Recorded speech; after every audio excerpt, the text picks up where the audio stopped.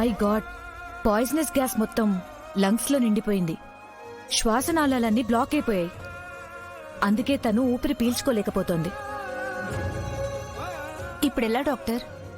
Black అయిన gas మొత్తం తొందరగా క్లియర్ అవ్వకపోతే తల్లికి, కడుపులో ఉన్న బిడ్డకి ఇద్దరికీ ప్రాబ్లమే. ఈ విషయం వెంటనే వాళ్ళకి చెప్పాలి. నువ్వు ఈ పేషెంట్ దగ్గరే ఉండు, నేను వెళ్లి వాళ్లతో మాట్లాడొస్తాను. Okay doctor.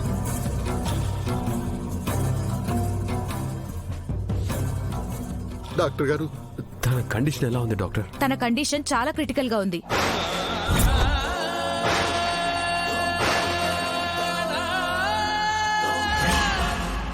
పాయిజనస్ గ్యాస్ తో తన లంగ్స్ నిండిపోయాయి.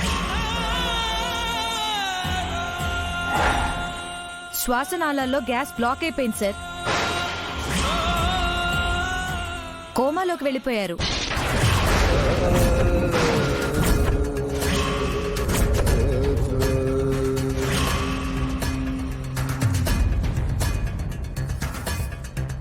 ఆ గ్యాస్ అంతా క్లియర్ అయితే తప్ప తను సర్వైవ్ అవ్వలేదు.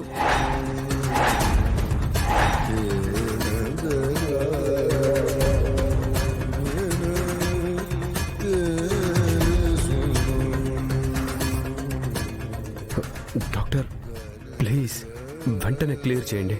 మీకో విషయం చెప్పాలి. విషవాయువు ఎక్కువ పీల్చడం వల్ల తన కడుపులో ఉన్న బిడ్డలో ఎలాంటి కదలిక లేదు.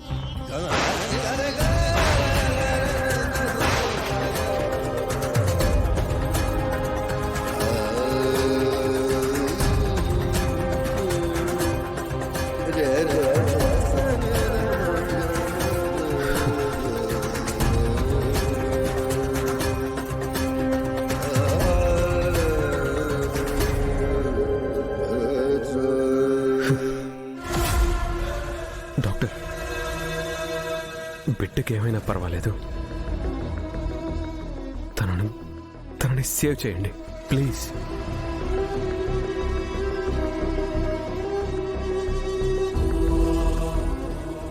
నేను చెప్పింది మీకు అర్థం కావట్లేదు.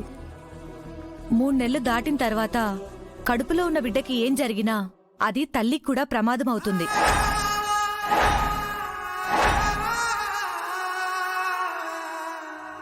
అంటే నేను చెప్తుంది ఇప్పుడు తల్లి, బిడ్డ ఇద్దరూ ప్రమాదంలో ఉన్నారని, ఇద్దరిది ఒకటే ప్రాణమని.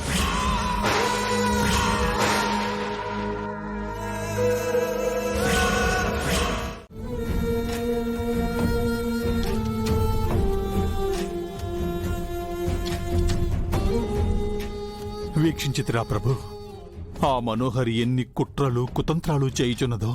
అన్నియు వీక్షించుచున్నాను గుప్తా. కృష్ణ పరమాత్మ కూడా శిశుపాలుణ్ణి 100 తప్పుల వరకే క్షమించాడు ప్రభు. తమరెందుకని ఈ బాలికను శిక్షించకుండా ఉపేక్షించుచున్నారు? దేనికైనా సమయం రావాలి కదా. ఆ దుర్మార్గురాలు మన లోకమునకు వచ్చిన పెదప నరకలోకమునున్న శిక్షలన్నీయూ విధించదను. విచిత్రగుప్త, మాకును ఆ దుష్ట బాలికపై ఆగ్రహముగా ఉన్నది. కానీ తన ఆయువు తీరే వరకు మనము ఏమీ చేయలేము. పాపి చిరాయువు అని ఆ రాక్షసి అంత త్వరగా మరణించి మన లోకమునకు రాదనుకుంటాను ప్రభు. మృత్యుదేవత ఆదేశించినప్పుడే మన కర్తవ్యము పాటించాలి గుప్తా. అంతవరకు మనం ఎవ్వరి చావుని కోరరాదు. భూలోకమున జరుగు ఈ విషయములు అరుంధతి బాలిక కంటపడకుండా చూసుకొనుము. హాటులనే ప్రభు.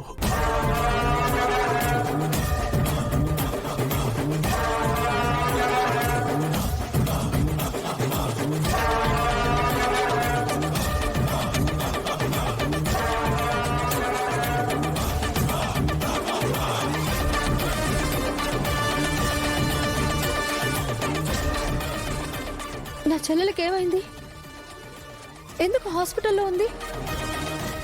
నీ సోదరిపై విషవాయు ప్రయోగం జరిగినది బాలిక.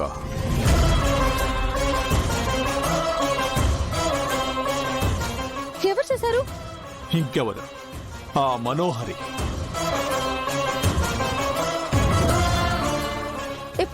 ఇప్పుడు నా చెల్లి పరిస్థితి ఏంటి రాజుగారు? చూస్తున్నావు కదా బాలిక, తను చావు బతుకుల మధ్య ఊగిసలాడుచున్నది.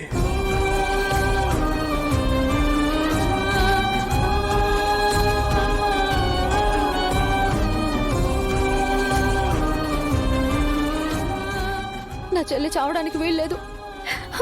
తన కడుపులో ఒక బిడ్డ ఉంది.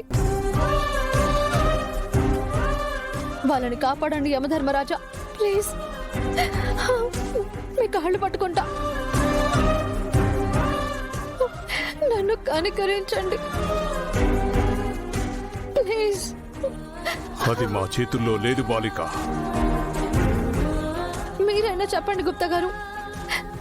ఎలాగైనా నా చెల్లి బతకాలి. తను నిండు 100 ఏళ్ళు తన పిల్లలతో కలిసి ఉండాలి. క్షమింపుము బాలిక, మేము నిమిత్త మాత్రులము మాత్రమే. ఈ విషయంలో నీకు మేము సహాయము చేయలేని నిస్సహాయులం. అయ్యో భాగి,